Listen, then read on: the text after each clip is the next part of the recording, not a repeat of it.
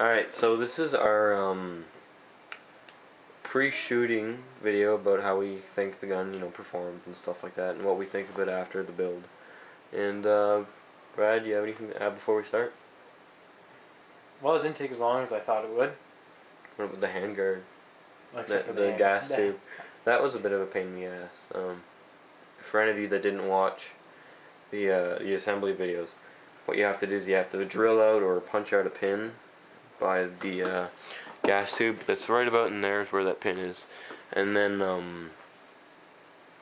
you have to put another one in there, and you have to put it in the vise, and you're pretty much not going to get it out. It's a real pain in the ass. So, and it actually didn't turn out all that well, which I can show.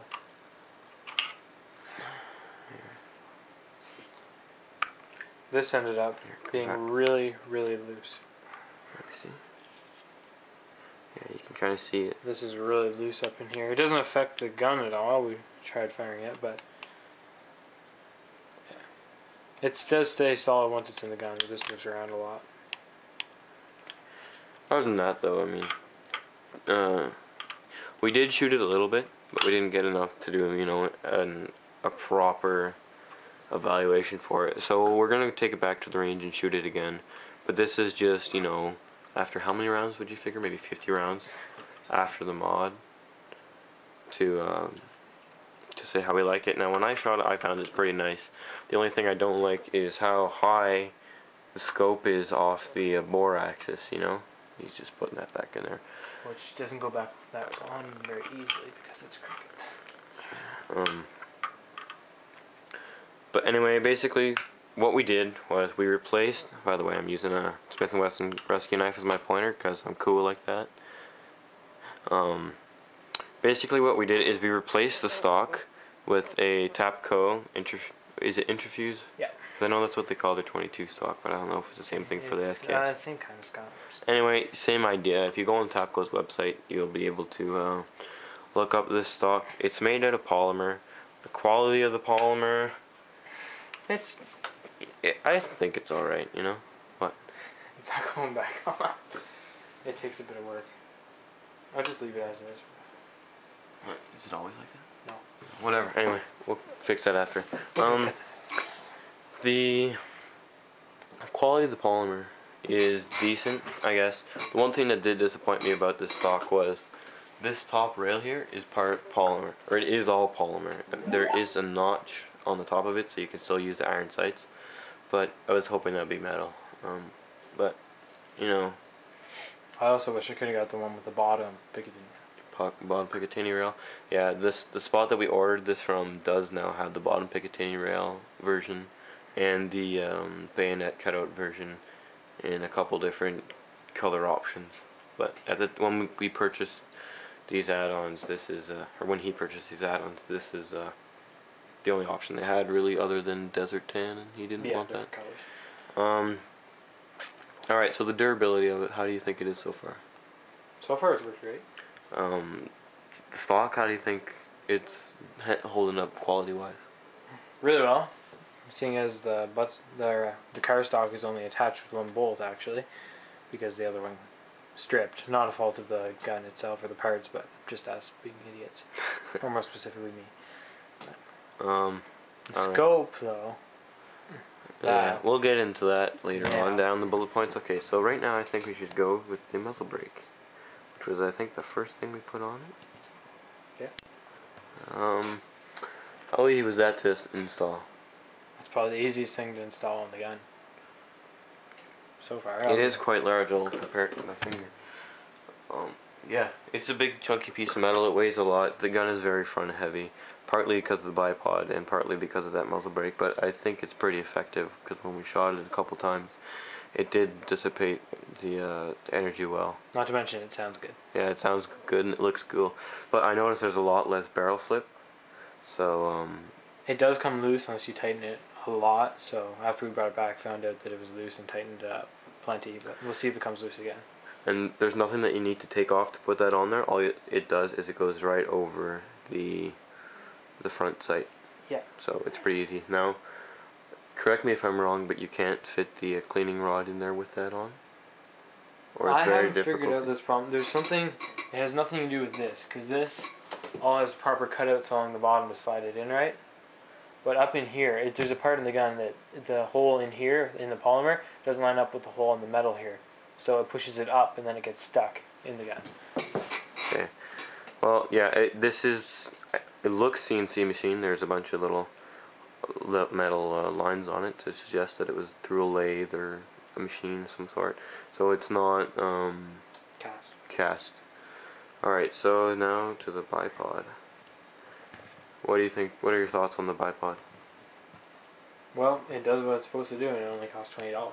Yeah, it's a very cheap bipod.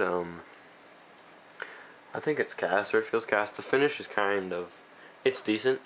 It's not, you know, like a nice rough finish. If you smack it around, it's gonna chip and it's gonna scratch.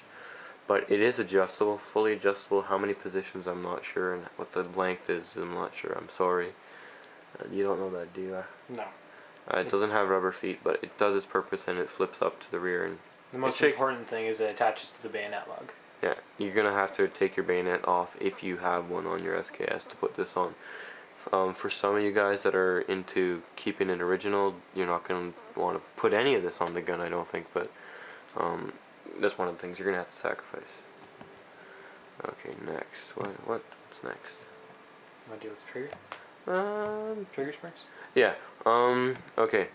He bought some trigger springs for this gun to make it a lighter trigger pull or smoother or both. I bought them from Wolf Gun Springs, and it makes it lighter, and it doesn't make it a lot smoother. And how much were they? $9.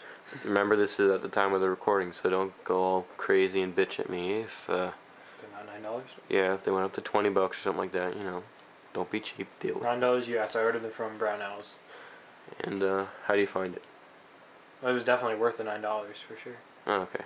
Just for the ease of even opening up the magazine, that spring is way easier now than it used to. Yeah, the mag is a lot easier to open up, and I guess it's worth it. Alright, now here's the part that that we're really the least qualified to comment on at this time, and that is the scope mount and the scope itself. Let's start with the scope. Okay, well, the scope mount, it seems pretty decent, but because that's where the recoil spring is, it's going to get a lot of movement and a lot of violent actions in there, so, you know, keeping zero on there is going to be really hard. One thing that is kind of nice is it does have 3 rails. It's a tri-rail mount, and there's a hole in the bottom so you can still use the iron sights if you need to. The bad thing is how high it is. It's a really tall mount. That means your scope is going to be really high. The scope mount also, because the way it comes, no SKS, each different SKS is made differently. So you have to file down the ends in here to make it fit your SKS. And it takes a while, and you have to get it extremely tight or else it's going to lose zero easily. That's one of the things we found out at the range when we were shooting it. I got, I think, a 2-inch group with this thing my first time shooting it with the scope. After that, the scope just became loose and it was going all over the place and it wasn't very accurate. The scope, actually, between the bottom of the scope mount and the scope itself, in here there's 2 Allen key bolts, and they both came loose. And it is a quick release, so all you have to do is flip this up and the scope will come off. Now, I don't think you want to do it. Or does it really matter? Okay, well, we're going to take it off for you guys. We only have a minute left before we have to start a new video, so try and hurry it along. And usually You have to flip the handle forward and it'll come off. Now, here, let me see if I can show them the quality of the glass. It does have a really close eye relief level with this thing. See if I can get in there. It is mil dot. Hang on. I'm gonna try and get it in. try to illuminate. I don't think I'm gonna get a sight picture out of this. It's too hard. Okay, I'm not gonna bother. It is a mil dot scope. Oh, that might be wide zoom.